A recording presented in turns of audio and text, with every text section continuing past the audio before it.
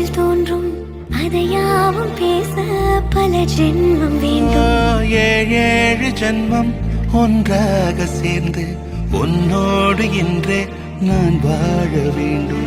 காலம்